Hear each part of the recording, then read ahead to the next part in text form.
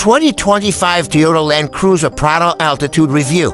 It's got FJ Cruiser vibes, upgraded off-road potential, and in vogue boxy looks. Does the new LandCruiser Prado, now with a hybrid-assisted 2.8-liter diesel engine, outgun the Ford Everest? Compared to the Ford Everest, the LandCruiser Prado feels particularly overpriced. You get less specification and powertrain punch for similar money in this case, along with a vehicle that is inherently better as a 5-seater without that compromised third row. Likes excellent off-road traction control systems. Tires and front sway bar disconnect improve off-road performance. Nicely dialed suspension to Nettis likes. Payload to low. Much more expensive than the Ford Everest Tremor. Strangely missing tire pressure monitoring 2025. Toyota LandCruiser Prado Altitude, Australia's premier four-wheel drive wagon. A high-selling bread and butter offering from Toyota for those who want space for the family. Some off-road capability and around-town comfort.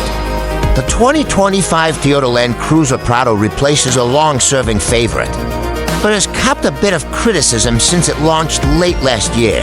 A lot of the criticism revolves around the 7-seat interior layout.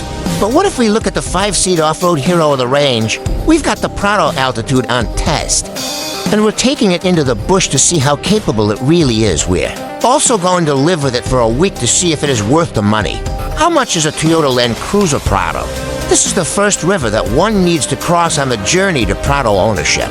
Whereas the new 2025 Prado range starts at $72,500 plus on-road costs. The Altitude jacks things up by $20,000 to $92,700 plus on-road costs, while Kakadu remains the top spec for the new Prado.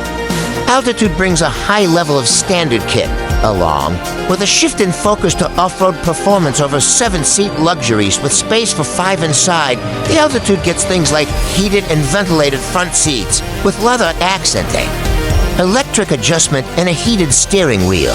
The center console is refrigerated, the sound system is a 14-piece JBL uni, and the air conditioning is dual zone.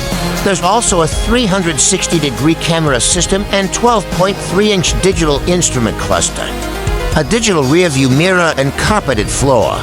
Mats, while Kakadu goes for slick-looking 20-inch alloy wheels, the Altitude gets 18-inch wheels with Toyo all-terrain rubber. It's the only variant with a locking rear differential atop the locking center all model grades get. And there is a front sway bar disconnect for Altitude as well. However, the loss of tire pressure monitoring, something that other trim levels get, is a strange one for the Altitude off-roader. It doesn't make sense that this model misses out. The engine is a 2.8-liter turbocharged 4-cylinder that mostly carries over from the previous generation Prado. It's also used in the Toyota Fortuner, LandCruiser 70 series, along with, of course, a Hiluxer in this case, and similar to some Hilux variants, there is a 48-volt hybrid assistance system included in the new Prado.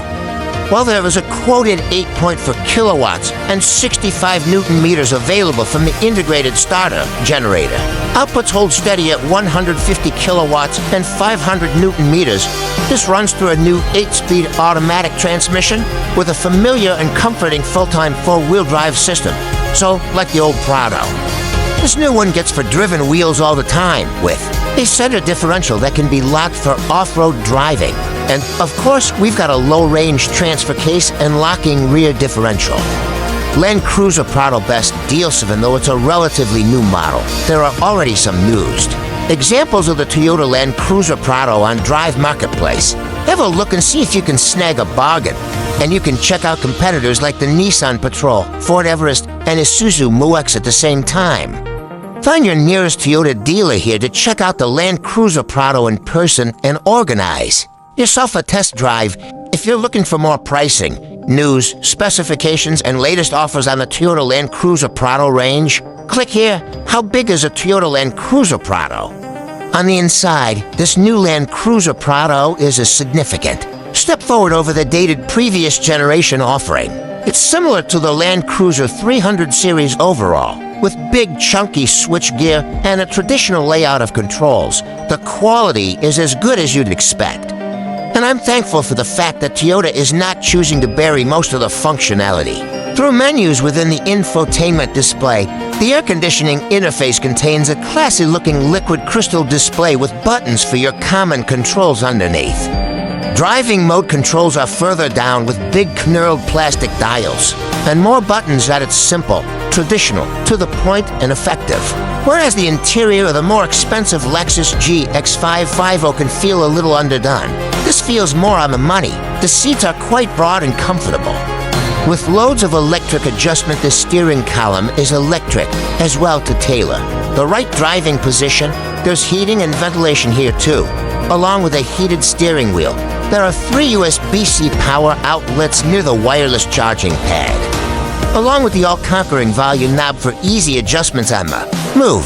There's a HDMI port here, not sure if you'd ever use it, but those who want a 12 volts plug will need to plunder the one in the second row. At least, they're probably using the 2 USB-C points anyway.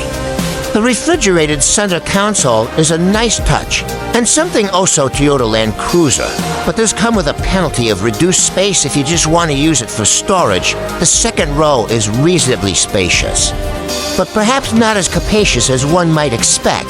The second row of the Prado doesn't slide, but instead tumbles forward. It's comfortable and well appointed here, with a separate range of air conditioning controls, air vents, and power outlets. The large amount of vertical glass in the Prado is great for visibility for those in the front and the back, and it's not just about driving either. Having a nice, airy, and clear connection to the outside world tends to make occupants happier, especially kids that in the back. The boot of the 2025 Prado is well-sized. There's 954 liters of overall space available, with a minor penalty coming through from the raised floor height. This is done to help accommodate the 48-volt battery system, which aims to assist propulsion and reduce the emissions and consumption rates of the engine. It's nowhere near as bad as the 7-seat versions, which have a significantly raised floor. In the load space to help with the third-row packaging, the lack of a boot-mounted spare wheel these days, something that was optional in the last years of the previous generation Prado, means it's much more shopping center friendly. The boot is hinged at the top and doesn't swing out nearly as wide as it used to. Plus, you've now got an opening rear glass hatch for quick and easy access. Does the Toyota LandCruiser Prado have Apple CarPlay and Android Auto? The 12.3-inch infotainment system is shared across the range, which is a big landscape slab atop. The dashboard, this has a new variant of Toyota's operating system, which is good to use and is well featured. There's wired and wireless Apple CarPlay and Android Auto, native navigation, and digital radio. Altitude is one of the variants that get a 12.3-inch digital instrument cluster, which adds an extra layer of classy technology to the interior of the Prado. This brings some improved functionality. Along with modernities, the vehicle will come with 1 year of complimentary access to Toyota's connected services, which will bring stuff like vehicle location and status, guest driving modes, and stolen vehicle alerts. From that point, you're looking at either $9.95 per month or $12.50 per month, depending on how many features you want included. Is the Toyota LandCruiser Prado a safe car? The 2025 LandCruiser Prado has a 5-star ANCAP safety rating coming from a 2024 score with Australia's Crash Testing Authority. This includes an 85% protection rating for adult occupants and an 89% rating for child occupants. Vulnerable road users get an 84% rating, while the Prado's driving safety systems score 82% for their performance. What safety technology does the Toyota LandCruiser Prado have? The LandCruiser Prado is well endowed with safety, technology, and features, including 9 airbags throughout the cabin. This includes a knee airbag for the 2 front occupants, as well as curtain airbags and one located between the 2 front seats. There's also a sophisticated and astute autonomous emergency braking system, which performs well in the real world. In terms of not having any false positive reactions, I thankfully didn't need to test out its actual performance, but information in this regard can be garnered from the ANCAP safety report.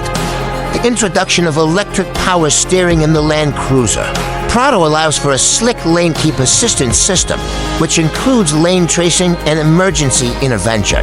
This is different to the system in the LandCruiser 300 series, which is electric over hydraulic as in the LandCruiser Prado test vehicle we had. The driver monitoring system is inert, even attempting to garner a reaction from it with particular.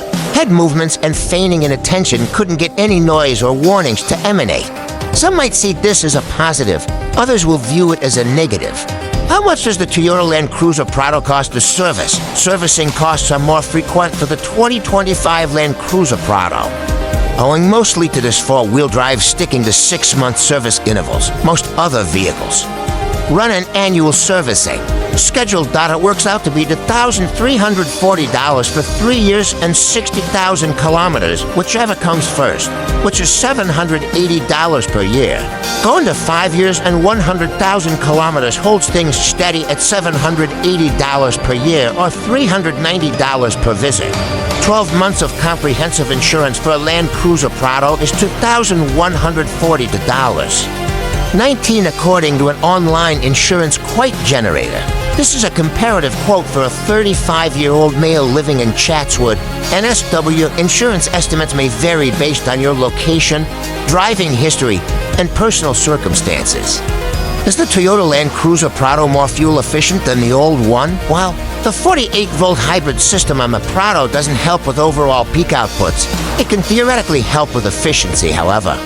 Such improvements are baffled by an increase in overall weight and size of this new Prado. There is only a minor 0.3-liter improvement, according to Toyota, in consumption over 100 combined kilometers, which grows to 1 liter on the urban cycle compared to the previous generation model. It's modest. But don't forget, for Toyota, you could argue that the tailpipe emissions are the most important element to keep a lid on. From that point of view, emissions for the new Prado have dropped from 209 grams per kilometer to 201. Once again, not a huge drop. It's no doubt blighted by the bump in mass and girth, however. Our testing saw diesel consumed at 9.50, 100 kilometers. This included highway driving, off-roading, and regular suburban tootling.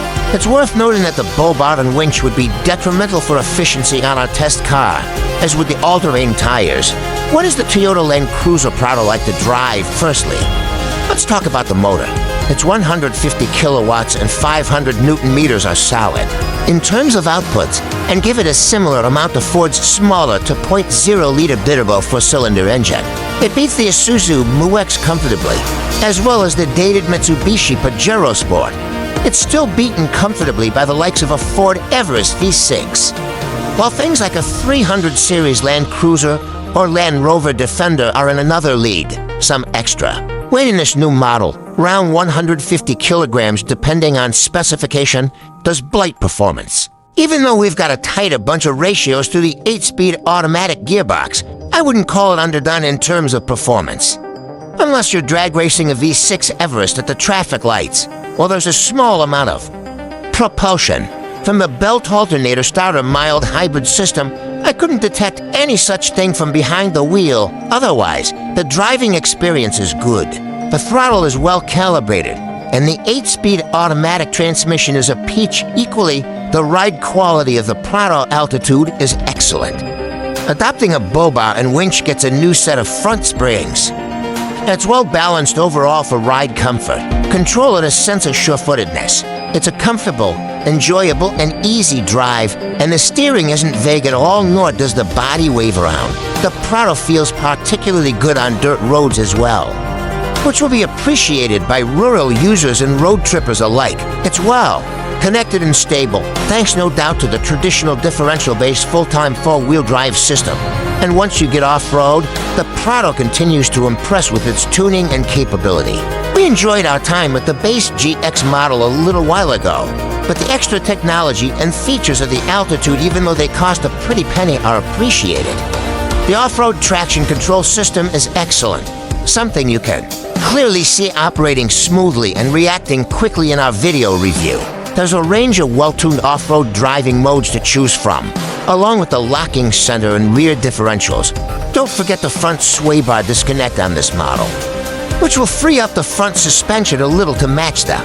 Live rear axle that in combination, it's quite effective and easy to extract the performance from this Prado for beginners and the less experienced. It's comforting and assuring to know you've got all of this assistance at the ready, but for the more experienced and adventurous, the tech makes the Prado undoubtedly better and more capable off-road. Compared to a Ford Everest, this is the better off-roader. Can the Toyota LandCruiser Prado tow 3,500 kilograms? The 2025 Prado's 3,500 kilograms brake towing capacity is boosted up from a 3,000 kilograms limit in the previous gen. Duration model and puts it on more of a level pegging with the likes of an Isuzu MU-X or Ford Everest, typical of most Toyota wagons. However, aside from the 70 series, the payload in the LandCruiser Prado is relatively meager. Toyota has gone to lengths to adjust the GVM gross vehicle mass figures of each model, which means this Altitude and the other 5-seat only version base GX get a 3,100 kilograms GVM. Deduct a 2,520 kilograms curb mass, and you're left with a fairly meager payload of 580 kilograms. Once again, for an off-road focused variant, this is a misstep, similar to the lack of tire pressure monitoring. This is the lowest of the range, with 7-seat versions getting a little more, up to 615 kilograms for GXL trim, with a 6,600 kilograms gross combination mass, towing a 3,500 kilograms trailer is fraught with risk. Deducting the full-fat 3,500 kilograms from the GCM doesn't eat into the 3,100 kilograms mass allowed for the vehicle. However, a 350 kilograms ball weight would knock off more than half of your available vehicle payload. Should I buy a Toyota LandCruiser Prado compared to the Ford Everest? The LandCruiser Prado feels particularly overpriced. You get less specification and powertrain punch for similar money in this case, along with a vehicle that is inherently better as a 5-seater without that compromised third row. And while the 2.8-liter diesel engine isn't an inspired performer, it's solid and backed up by an otherwise excellent driving experience. It's a comfortable and confident long-range tourer, and excellent off-dash ROAD, and from that point of view, the Prado is still an excellent offering for adventurous Australian families. However, it comes with a big pricing impost and with some packaging compromises that buyers need to be aware of.